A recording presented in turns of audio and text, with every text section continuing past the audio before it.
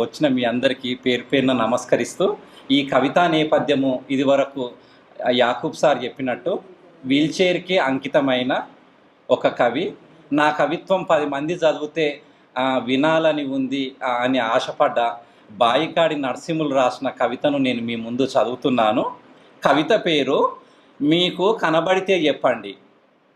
నేను వెతుకుతున్న నా బాల్యాన్ని, వెతుకుతూనే ఉన్న నా బాల్యాన్ని పాత పుస్తకాల మధ్యలో దాక్కుందేమో అని, ఆడిపాడిన తొవ్వల్లో ఎదురొస్తుందేమో అని, దూరమైన స్నేహితులతో తిరిగొస్తుందేమోనని, పాతబడిన తరగతి గదులను అడుగుతున్నా మీరేమైనా బంధించారా అని, నేను బడిలో గెలిచిన ప్రైజులను అడుగుతున్నా నా బాల్యం మీ దగ్గర ఆగిపోయిందా అని, నా బడిగంటను అడుగుతున్నా నా చిన్ననాటి అల్లరి శబ్దం తిరిగి తెస్తావా అని, నా పాఠశాల మైదానంలో వెతుకుతున్న ఆ ఆటల ఆనందం ఎక్కడ పడిపోయిందో అని, అది తిరిగి రాని కాలమని తెలిసినా వెతుకుతూనే ఉన్నా, అడుగుతూనే ఉన్నా.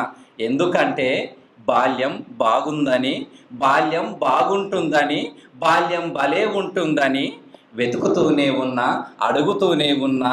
అది తిరిగి రాని కాలమని తెలిసిన. ధన్యవాదాలు.